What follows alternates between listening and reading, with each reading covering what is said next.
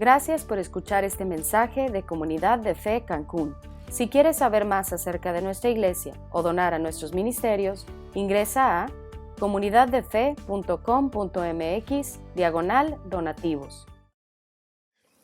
Bien, miren, vamos a cerrar nuestra serie, La Vida Espiritual, hablando de esta segunda disciplina externa que les ofrecí la semana pasada.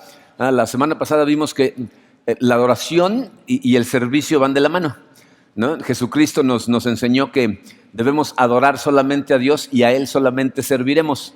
Nosotros decíamos cómo de nuestra adoración deberían de fluir de forma natural dos cosas. Una es nuestra alabanza, que estuvimos analizando la semana pasada, y la otra es el servicio, y es lo que vamos a analizar el día de hoy. Así es de que vamos a ponernos en manos de Dios y vamos a estudiar la disciplina del servicio. Padre, te amamos, Señor. Creo que deberíamos de amarte más, necesitamos conocerte mejor, pero te amamos, Padre, y te damos gracias por cómo nos amas tú a nosotros, cómo nos has demostrado tu amor todo este tiempo y con lo que hiciste por nosotros. Señor, hemos estado aprendiendo todas estas disciplinas espirituales y sé, Señor, que la de hoy es una que nos cuesta mucho trabajo. Necesitamos de ti, necesitamos de tu Espíritu. Por favor, sé nuestra guía el día de hoy, que estos versículos que vamos a estudiar, que son palabras que salieron de la boca de tu Hijo Jesucristo, realmente penetren en nuestro corazón, Señor, que derriben esas barreras que tenemos nosotros levantadas para que podamos ver las cosas como tú las ves, para que podamos entender ciertos conceptos como tú los ves y no como el mundo nos ha convencido que debemos verlos. Queremos ponernos en tus manos, pedirte transformación en el poderoso nombre de tu Hijo Jesucristo. Amén. Bien, miren, vamos a empezar analizando algunas consideraciones acerca del servicio y una de las cosas más importantes, vamos a aprender por qué servimos. Miren, si bien es cierto que el ayuno, el silencio son cosas que nos cuestan mucho trabajo, el servicio es algo que va contra la naturaleza del corazón caído del ser humano. Si piensan un momentito en cómo funciona nuestra sociedad, se van a dar cuenta que nuestra sociedad es como un gallinero gigante. No sé si saben cómo funciona el mundo de las gallinas, pero si conocen o estudien en internet, es muy interesante. En un gallinero no puede haber paz hasta que se establece una jerarquía entre todas las gallinas y los gallos que están en el gallinero. O sea, si hay un solo gallo, ese gallo toma el peldaño superior, nadie lo pelea, pero las gallinas tienen una batalla encarnizada por quién sigue en el orden de los peldaños. Si hay más de un gallo, los dos se agarran a golpes hasta que uno queda arriba. Y si no hay gallos, las gallinas encarnizadamente se pelean hasta que quedan en orden jerárquico en los peldaños del gallinero y entonces hay paz. Si entra una gallina nueva, otra vez empieza el desorden porque tienen que decidir en dónde queda esa nueva gallina. Y entonces todos contra todos. Si estudian nuestra sociedad, se van a dar cuenta que nos comportamos de manera muy similar. O sea, los sociólogos han determinado que un grupo de gente no puede reunirse durante cierto tiempo antes de que se establezca la ley del más fuerte en ese grupo. Y no estoy hablando aquí de empresas, ¿no? Porque tú entras a una empresa y la jerarquía está establecida. Hay un organigrama y tú entras en un punto. Estoy hablando de grupos sociales, grupos de amigos, gente que va a hacer deportes a un lugar y todos se reúnen, gente que, no, o sea, cualquier grupo social que se reúne el suficiente tiempo, tarda poco tiempo en que la ley del más fuerte se establece. Y se notan cosas muy sutiles, ¿no? Por ejemplo, ¿quién se sienta en dónde? ¿No? Llegan a un restaurante y ¿quién se sienta en los lugares de honor? ¿Cómo caminan cuando van todos juntos? ¿Quién va adelante? ¿Quién va atrás? Cuando dos personas empiezan a hablar al mismo tiempo, ¿quién cede primero la palabra? ¿No? O sea, son marcas de orden jerárquico en un grupo social. Y esa es la historia de nuestro mundo relatada en 2 minutos. Es un gallinerote, ¿no? Bueno, la pregunta es esta. ¿Cómo afecta esa mentalidad de gallinero a la disciplina del servicio? Y vamos a ver cómo la afecta profundamente. Porque es algo que está tan entretejido en nosotros y en nuestra sociedad que dice, incluso entre los discípulos de Cristo se dio ese efecto. Y más de una vez, vamos a estudiar ahorita varios pasajes, ¿no? Pero el primero está en Marcos capítulo 10, en donde les pongo el contexto. Jacobo y Juan, que son 2 de los discípulos más cercanos a Jesucristo. O sea, Jesucristo tenía como a 72 personas que se consideraban seguidores de él, ¿no? Que iban para todos lados. Él escogió a 12 Y de esos 12 había 3 que eran sus más cercanos, Jacobo, Juan y Pedro. Jacobo y Juan eran hermanos, ¿ok? Y entonces se acercan los hermanos, ¿eh? y le dicen a Jesús, te vamos a pedir algo, pero nos tienes que decir que sí, ¿no? O sea, tienes que concedernos lo que te pidamos, ¿no? Y me da risa, ¿no? Porque como que pensaban que Jesús no sabía lo que estaban pensando, ¿no? Entonces Jesús les dice, a ver, pidan, ¿no? Y esto es lo que le dicen, Marcos 10:37. Concédenos que en tu glorioso reino uno de nosotros se siente a tu derecha y el otro a tu izquierda. Miren, como nosotros sabemos quién es Jesús, o sea, tú y yo vemos todo esto de la crucifixión para acá, ¿no? De la cruz y la resurrección para acá. Tú y yo sabemos que Jesús es Dios hecho hombre, que resucitó al tercer día, ¿verdad? Que va a enseñarle ciertas cosas y va a ascender al cielo, que está sentado a la derecha del Padre. Entonces, lo más normal es que tú pienses, Jacobo y Juan están pidiendo un lugar de honor en el cielo. Pero si recordamos, es que los judíos, incluyendo a los discípulos, tenían una idea totalmente diferente de lo que el Mesías venía a hacer. Los judíos pensaban que el Mesías iba a venir a liberarlos de forma física del imperio de Roma. Pensaban que Jesucristo iba a ser coronado rey de los judíos y que al tomar el control del gobierno iba a levantar un ejército que iba a derrotar a Roma y entonces iban a ser como cuando el rey David reinaba y tenían a todas las naciones subyugadas. Entonces, si tienes conciencia de eso, te vas a dar cuenta que Jacobo y Juan no están pidiendo un lugar de honor en el cielo, están pidiendo un lugar de honor en el gobierno. Lo que quieren es un hueso, ¿no? O sea, dicen, cuando llegues al poder, nosotros queremos estar sentados junto a ti. Y por eso los otros 10 inmediatamente se enojan y empieza una discusión terrible. ¿Por qué? Por el gallinero. ¿No? Los dos empiezan, ¿y por qué tú y por qué no yo? Y, ¿no? O sea, les van a ganar su peldaño.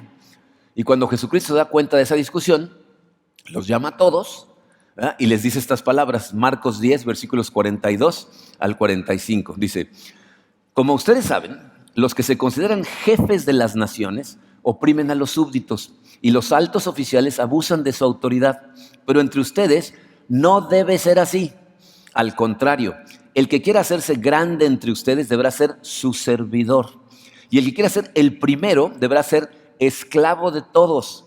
Porque ni aun el Hijo del Hombre vino para que le sirvan, sino para servir y para dar su vida en rescate por muchos. Miren, necesitamos entender muy claramente lo que está diciendo Jesucristo, porque hay gente que trata de interpretar estos versículos diciendo que Jesucristo está eliminando los conceptos de liderazgo y autoridad. Pero el asunto no es que Él vino a tratar de eliminar esas cosas, ¿verdad? La sociedad no podría funcionar sin esos conceptos. De hecho, como vamos a ver en un momentito, aún entre Jesús y sus discípulos está clarísimo quién es el líder, quién es el que dirige, quién es el que tiene la autoridad, quién es el que sabe.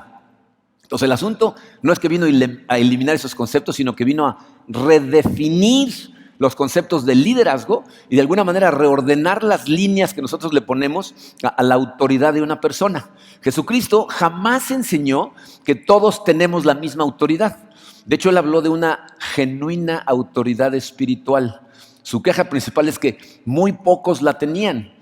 Pero esa autoridad de la que Jesús habló no es la que procede de la ley del más fuerte. Y tenemos que entender esto porque entonces nos damos cuenta cómo las enseñanzas de Jesús eran radicales. O sea, Él vino a transformar la manera en que nosotros interpretamos esos conceptos de liderazgo y autoridad. Entonces, Él no vino a invertir la ley del más fuerte, vino a eliminarla, a abolir esa ley totalmente. La autoridad de la que Él habló no era una autoridad para manipular y dominar a la gente que estaba abajo de ti, sino al revés, para asegurar el bienestar de la gente que estaba bajo tu liderazgo o tu autoridad. Y nos enseñó que la manera de hacer eso de la mejor forma posible, es decir, el mejor líder, el mejor jefe, es una persona que sirve, que le sirve a la gente que está abajo de ellos. Fíjense, vamos a regresar a esos mismos versículos, ahí los tienen en su programa. Para empezar, date cuenta que Jesucristo dijo estas cosas en forma de mandamiento. En el versículo 43 dice, entre ustedes no debe ser así. Esta no fue una sugerencia, no dijo de preferencia, pórtense de esta manera. Dijo, no debe ser así. Y luego en ese mismo versículo nos va a enseñar de qué punto estamos y a dónde debemos de pasar. Dice, al contrario, el que quiera hacerse grande entre ustedes deberá ser su servidor.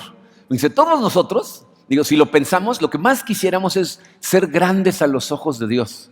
que Dios esté complacido con lo que nosotros hacemos aquí en la tierra, ¿no? Y esto es lo que nos está enseñando Jesucristo, nos lo está diciendo clarito. Desde el número 1 en su programa dice, el que quiera ser grande a los ojos de Dios, debe servir a los demás. ¿Quieres ser grande a los ojos de Dios? ¿Quieres que cuando llegues al cielo te aplaudan por cómo viviste la vida? Ahí está cómo. Tienes que servir a los demás. Entonces fíjate, ¿de dónde tienes que pasar a dónde? Tienes que pasar de sentirte con el derecho a ser servido, que es donde estaban los discípulos, a saber que lo que tienes que hacer es servirle a los demás. Luego en el versículo 44 dice, y el que quiera ser el primero deberá ser esclavo de todos. Esa palabra, esclavo, en griego es doulos, que era como llamaban a los esclavos que escogían ser esclavos. Cuando tú y yo leemos en nuestro contexto moderno la palabra esclavo, piensas en esa gente a la que iban y se robaban de su casa, ¿no? A la fuerza, los obligaban y luego los vendían y los sometían y los hacían hacer trabajos y no les pagaban y era una cosa espantosa, ¿no? Eso no es de lo que está hablando. Aquí está hablando de gente que escogió ser un esclavo. Entonces lo que nos está diciendo el número 2 es, debemos servir por decisión personal. No porque alguien nos obliga, no por decisión personal. Y luego termina diciendo, fíjense, en el versículo 45, dice, porque ni aun el Hijo del Hombre vino para que le sirvan, sino para servir y para dar su vida en rescate por muchos. Entonces piensa en eso, fíjate, el Hijo de Dios, Dios encarnado, quien vino a esta tierra para enseñarnos a vivir, no vino para que le sirvan, sino para servir a los demás. Entonces, número 3 dice, es cuando servimos que más nos parecemos a Jesús. Fíjense, les he dicho desde el principio de esta parte de la serie que el objetivo de las disciplinas espirituales es sufrir una transformación, ¿no? Ser transformados, pero ¿ser transformados en qué dirección? ¿Hacia dónde debemos ser transformados? Hacia Jesucristo. O sea, el objetivo es que cada vez te parezcas más a Jesucristo, ¿no? Él, fíjense, lo que estaba haciendo ahí con sus discípulos es enseñarles a que se parecieran cada vez más a Él en su carácter. Y es lo mismo que está haciendo contigo y conmigo. Enseñarnos que nos parecemos más a Él cuando estamos sirviendo a los demás.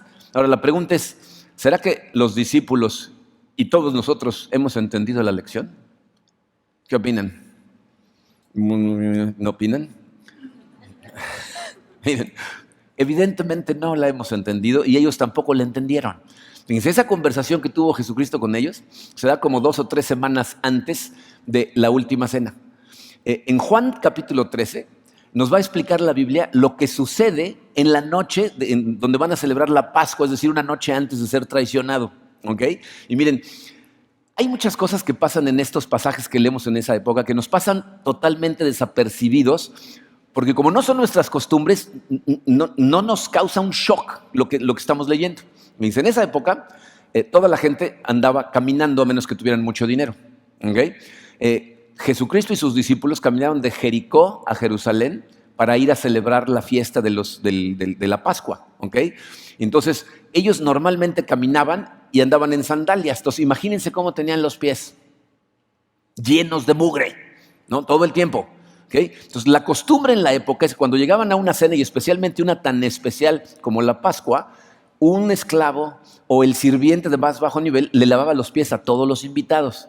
Cuando no había esclavos o no había sirvientes, como era este caso, porque si leen el Evangelio se van a dar cuenta que Jesucristo manda a 2 discípulos a buscar un salón, dice, vayan a buscar en dónde vamos a celebrar la Pascua. Entonces, este es un salón rentado, no hay esclavos, no hay siervos, ¿no? Entonces, normalmente la costumbre era que la persona de menor jerarquía entre los que iban le lavaba los pies a todos los demás. Y fíjense lo que pasa en este momento. Llegan los discípulos y todos se sientan a la mesa y nadie dice nada acerca de lavarle los pies a nadie. ¿Por qué? Porque tienen miedo que dicen, ¿y quién va a lavar los pies? A lo mejor Jesús dice, tú, ¿no? Entonces van a ser el menor de todos. Entonces, para que no vaya a suceder eso, todos se sientan y nadie dice nada, ¿no? Así todos viendo al techo, ¿no? A ver qué va a pasar. Y cuando Jesucristo se da cuenta que nadie ha entendido la lección, toma acción. Fíjense lo que nos dice, esto que describe la Biblia es maravilloso. Juan 13, a partir del versículo 3, dice, sabía Jesús que el Padre había puesto todas las cosas bajo su dominio y que había salido de Dios y a Él volvía. Entonces, fíjate lo primero que nos está enseñando. Una persona para poder servir de la manera en que Jesús sirvió, tiene que tener una seguridad interna que proviene de Dios. O sea, tienes que tener una seguridad divina interna. Jesús está seguro en el Padre. Dice, Jesús sabe que el Padre puso todas las cosas bajo su dominio. Entonces, Él está seguro en el Padre. ¿Sabes en quién tienes que estar tú seguro? En Cristo, en Jesús. La Biblia nos dice que cuando estamos en Él, Él y nosotros somos uno.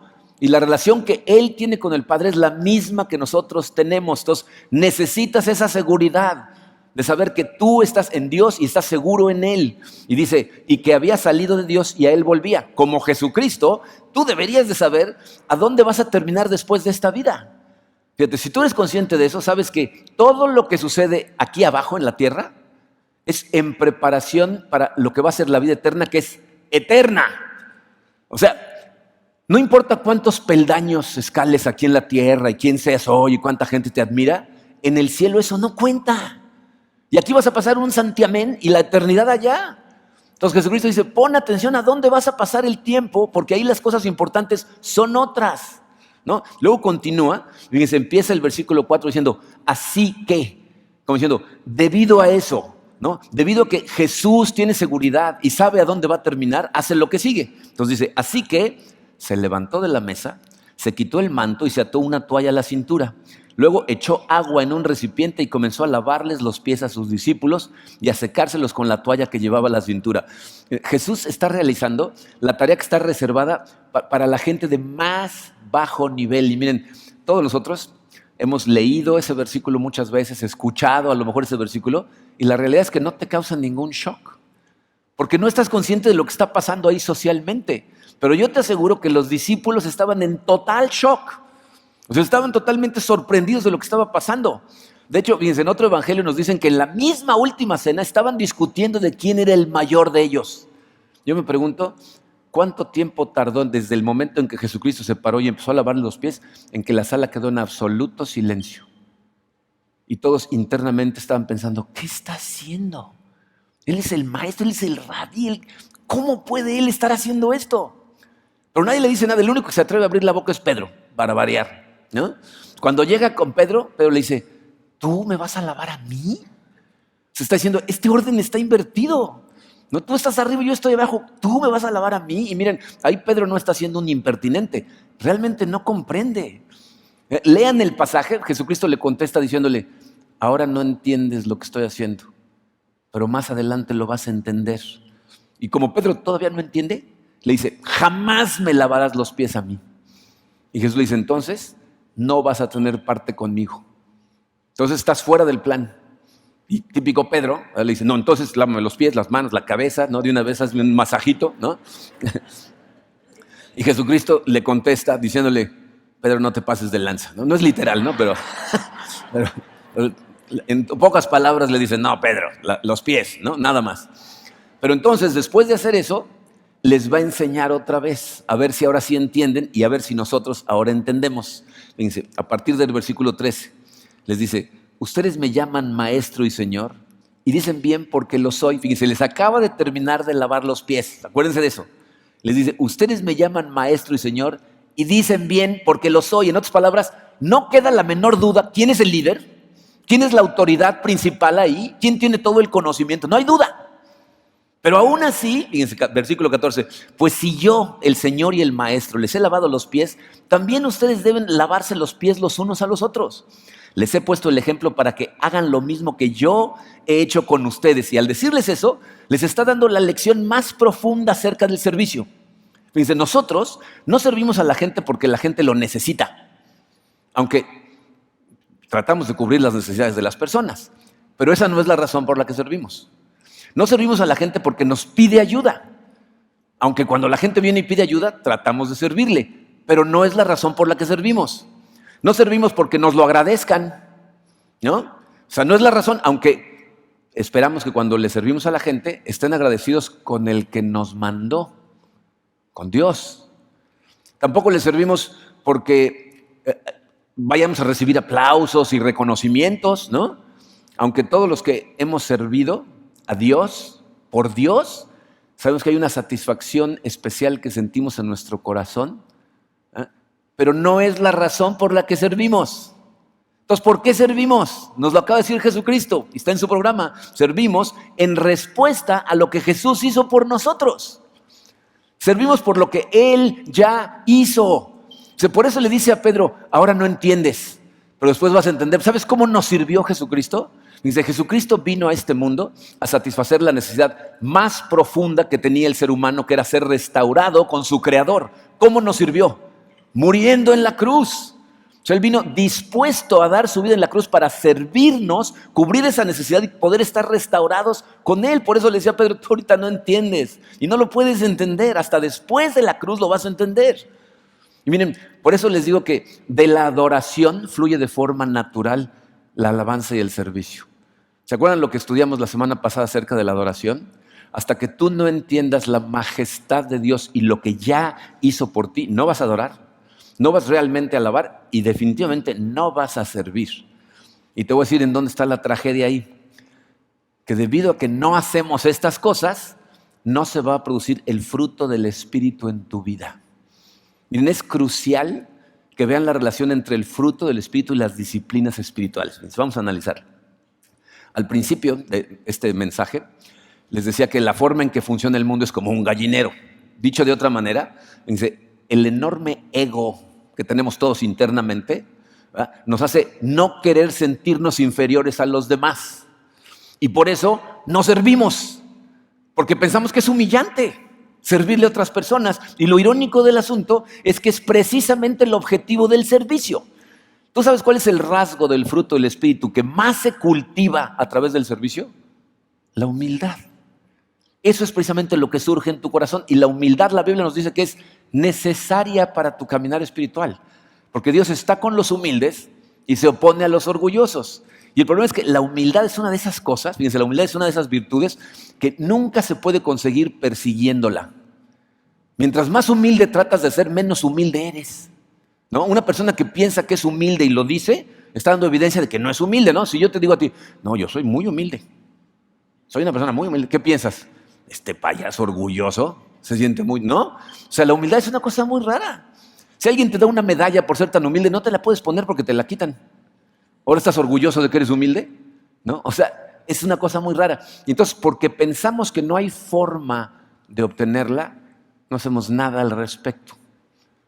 Pero sí hay una forma, o sea, sí hay algo que puedes hacer para obtener humildad.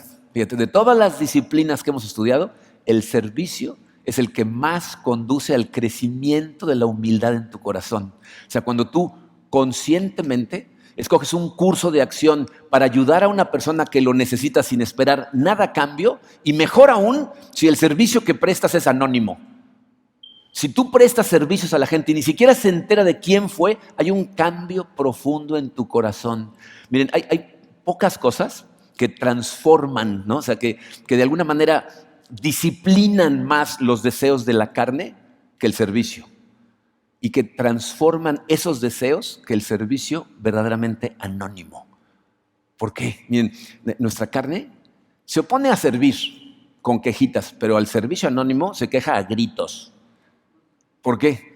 Porque nuestra carne se esfuerza intensamente en buscar reconocimiento.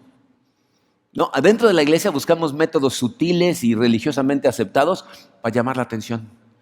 Y por eso hay gente que se rehúsa a servir a menos que su servicio esté bajo un reflector. O sea, que todo el mundo vea que sirve para que le aplaudan, porque queremos reconocimiento. Por eso hay gente que a lo mejor quiere estar acá arriba y no los dejamos todavía y se enojan. ¿Por qué se enojan? Hay un montón de lugares donde servir, ¿no? Padres de jóvenes que tenemos que pueden tocar instrumentos, pueden cantar. Si no los están subiendo, se enojan. ¿Por qué? ¿Por qué? Porque queremos ese reconocimiento, aunque sea a través de nuestros hijos. Ese es mi hijo, ¿no? O sea, nuestra carne quiere reconocimiento. Pero ¿sabes qué sucede cuando tú te niegas a rendirte a los deseos de la carne? La estás crucificando. La estás crucificando junto con tu orgullo, junto con tu arrogancia. Y estás siguiendo realmente a Dios. Miren, por eso el apóstol Juan, en su primera carta, primera de Juan 2:16, fíjense lo que dice. Porque todo lo que hay en el mundo, los deseos de la carne, los deseos de los ojos y la vanagloria de la vida, no proviene del Padre, sino del mundo. Lo que está diciendo Juan ahí es, nada de lo que mueve a la gente del mundo, dice, los deseos de la carne, ¿no? Nuestro intenso deseo por placer físico, los deseos de los ojos, ¿no? Ese, no sé, deseo insaciable de todas las cosas que vemos y nuestra fijación con la imagen y cómo nos ven los demás, ¿no? La vanagloria de la vida, ¿no? El orgullo por nuestros logros, los aplausos que queremos de la gente. Dice, nada de eso proviene de Dios. Por lo tanto, si persigues eso, estás caminando por un sendero equivocado. El sendero de las disciplinas espirituales te pone en donde Dios te transforma. Cuando sigues esto, estás en el sendero del mundo y tu corazón se endurece y lo que persigues es de aquí, no de allá. Entonces tú y yo necesitamos servir aunque nuestra carne grite en su contra. Por eso se llama disciplina espiritual, porque es algo que nosotros hacemos por disciplina. Ahora, te voy a decir qué es lo que sucede cuando empezamos a hablar de un servicio incondicional hacia toda la gente alrededor. Inmediatamente sale un pero a relucir en la cabeza de mucha gente, ¿no? Pero, ¿y si sirvo de esa manera, no se va a aprovechar de mí la gente? ¿No me van a pisotear? ¿No van a abusar de mí porque quiero servirle a todos? Mira, aquí tienes que entender muy claramente la diferencia entre decidir servir y decidir ser un siervo. No es lo mismo, ¿ok? Hay una diferencia garrafal. Cuando tú decides servir, tú estás en control de las cosas. Tú decides cuándo, cómo y a quién. Tú lo decides.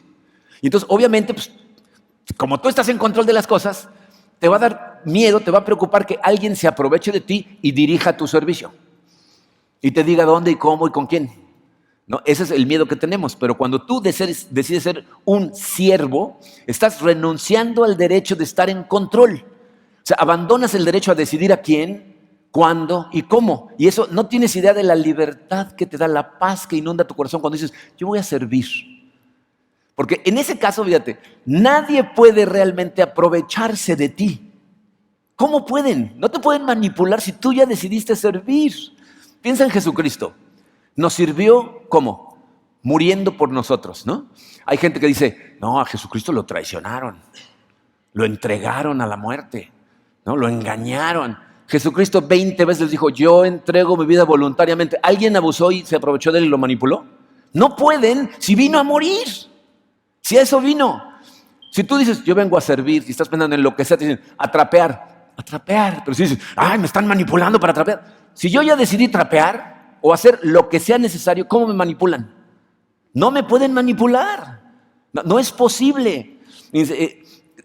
Pablo dice, somos esclavos de Cristo. No hacemos las cosas por los que nos están recibiendo nuestro servicio, sino por lo que Él hizo por nosotros. ¿Pueden ver cómo el servicio conduce a la humildad? Dice, pero servir, lo que Jesucristo quería que entendiéramos es que no nos hace menos. Dice, regresamos a Juan 13. Jesucristo termina esa enseñanza enfrente de los discípulos, ya les lavó los pies, ¿no? Ya les explicó que era para darles el ejemplo, ¿no? Y termina diciendo dos cosas que son importantísimas. Fíjate, versículo 16. Dice, ciertamente les aseguro que ningún siervo es más que su amo y ningún mensajero es más que el que lo envió. ¿Sabes qué está haciendo Jesucristo? Les está diciendo, no te dejes engañar por las ideas de grandeza del mundo. El verdaderamente grande es el que sirve. ¿No? Les dice, les aseguro que ningún siervo es más que su amo. Les está diciendo, ustedes son siervos, yo soy el amo. ¿Okay? Ustedes no son más que yo. Dice, ningún mensajero es más que el que lo envió. Mensajero, ¿saben qué significa la palabra apóstol? Enviado, mensajero. Les está diciendo, yo los estoy enviando, ustedes son los enviados, no son más que yo. Y aún así el que les sirvió fui yo. Eso no me hace menos, sigo siendo el Señor. Sigo siendo el que los envía, sigo siendo el que tiene la autoridad. Entonces, no trates de obtener tu grandeza tratando de someter a otros o de haciendo que otros se sientan menos que tú. No funciona. Pero termina en el versículo 17 diciéndoles esto. Dice, ¿entienden esto? Dichosos serán si lo ponen en práctica. Esa es la pregunta de los 64,000. ¿Entienden esto? O sea, está diciendo, ¿entienden que servir es la mejor forma de vivir la vida? Que no te rebaja porque tu valor, fíjate, no proviene de cuánta gente te sirve a ti, ni proviene de la idea que otras personas tienen de ti, lo que otros piensan de ti. Eres valioso, para empezar, por quién te hizo. Dice, ¿qué le da valor a las cosas? ¿Quién los crea? ¿No? Si tú ves un violín aquí en el mercado 28 y lo comparas con tus Stradivarius, ¿por qué uno vale millones de dólares y el otro 45 pesos? ¿Por quién hizo el otro violín? Porque sabemos que es un maestro que hace violines perfectos. A ti te creó el rey del universo. Ese es tu valor. Y la única opinión importante acerca de ti en todo el universo es la del creador del universo. Dice, ¿entienden esto? Dice, dichosos serán si lo ponen en práctica. Miren, mucha gente pasa por esa frase sin darse cuenta de lo que significa. Lo que te está diciendo es, entiende que Dios no espera cosas de ti. No te está tratando de sacar algo. No está viendo cómo lograr que le sirvas. No necesita tu servicio. ¿Tú crees que Dios necesita de tu servicio? O sea, que si yo me enfermo un domingo, Dios dice, la torre, ¿y ahora qué vamos a hacer? ¿Está preocupado? Si alguien no viene, si alguien no... O sea, ¿tú crees que eso es lo que pasa? Aquí nos está diciendo, dichosos serán. Dios quiere para ti una vida plena. Y te está diciendo cómo, sirviendo. O sea, Él no necesita tu servicio. Tú necesitas servirlo a Él, porque eso es lo que le da gloria a Él y lo que te llena de plenitud. Dice, dichosos serán si lo hacen. Por eso servimos y para eso servimos. La pregunta ahora es, ok, ¿en dónde servimos? Miren, si entienden que la diferencia entre servir y ser un siervo es totalmente diferente, ¿no? Que el servicio no es una lista de cosas que hacer, sino una forma de vivir, porque no es lo mismo hacer actos específicos de servicio que vivir en la disciplina del servicio. No es lo mismo actuar como siervo que ser un siervo. Y si entiendes esa diferencia, la respuesta a esto es muy amplia. La respuesta en su programa dice, servimos en toda área de nuestra vida, en absolutamente toda área de nuestra vida. Ahora, ¿cómo se ve eso? Hemos hablado mucho de cómo este tipo de cosas funcionan en círculos concéntricos que se van expandiendo, ¿no? ¿En dónde tiene que empezar tu servicio? ¿Sabes en dónde? En tu casa. Sin importar qué posición tienes en tu casa. No, a lo mejor eres hijo de familia y tu llamado es a servirle a tus padres y a servirle a tus hermanos, voluntariamente, por amor a Dios. Si tú eres uno de los padres de familia, tu labor es servirle a tu pareja y a tus hijos, servirles en todo momento. Y nos cuesta un montón de trabajo porque especialmente en la familia nos sentimos con derecho, ¿no? O sea, los hijos como dicen, no, pues que mis papás, ¿no? ¿Qué no son los encargados ellos? ¿Yo por qué? Ya cuando sea yo papá, entonces que me toque a mí, ¿no? Pero que ellos me sirvan a mí, a mis hermanos, ¿por qué les tengo que servir? ¿Saben la cantidad de problemas que hay entre matrimonios porque todo el tiempo se están peleando por qué cosa le toca a cada quien? Es que no hace nada, yo hago todo, ¿no? ¿Por qué no disfrutas sirviendo a tu pareja? Miren, algo que yo he descubierto y me tomó años entenderlo, y cuando lo entendí, la verdad es que no saben la dicha que ha traído a nuestra casa, es la ley de la reciprocidad. Mientras más les sirvo a mi esposa y a mis hijos, ellos más me tratan de servir a mí. Luego se convierte en un concurso. Después de ti, no, tú primero, no. ¿No? O sea, porque estamos ahí para servir y entonces lo disfrutas. Y aparte ves la cara de amor en la gente cuando se dan cuenta que lo estás haciendo para servirles a ellos. Pero acuérdate, no es por eso que servimos por lo que Dios hizo por nosotros. Y si lo hicieras en tu casa, transformarías la dinámica en tu casa. Es lo que Jesús está tratando de decirte. ¿No entiendes? Estás aquí para servirle a todos. ¿Qué tal en la oficina? No, servirle a todos los demás, en la escuela. Bien, ¿saben por qué nos cuesta tanto trabajo en la oficina? Porque pensamos que servir es igual a debilidad. Nos van a ver como el débil. Jesús te está tratando de enseñar liderazgo. Liderazgo es servicio. Y mientras más alto tu puesto, más impacta la gente que está abajo de ti. Porque entonces es que la gente te quiere seguir realmente. Cuando tú sirves, ¿te ha tocado trabajar con gente que están en puestos altísimos y bajan y meten las manos? ¿Los ves débiles? ¿Los ves mal o al revés? Dices, wow, este que podría nada más estar tronando los dedos está aquí ayudándonos. Cambia tu perspectiva de la gente. Entonces, acuérdate, estás aquí para ser un siervo. Y la iglesia. Obviamente está el mundo a tu alrededor, tus amigos, tus vecinos, ¿no? Servirle a esa gente transforma las relaciones. Pero la iglesia, fíjate, en la iglesia nosotros tenemos que servir en dos tipos de servicio. El primero tiene que ver con tu forma. ¿Cómo te hizo Dios? ¿Para qué eres bueno? y te gusta mucho hacerlo. Dios hizo a cada uno de forma específica para ayudarnos a encontrar en dónde servir. Específicamente para eso. ¿Cuál es mi ministerio? ¿En dónde sirvo? Entonces, si tú analizas, que por cierto son cosas que aprendemos en la clase de conexiones, cómo te hizo Dios para servir, entonces encontrar en dónde servir te va a ser muy fácil. Y hay un montón de áreas.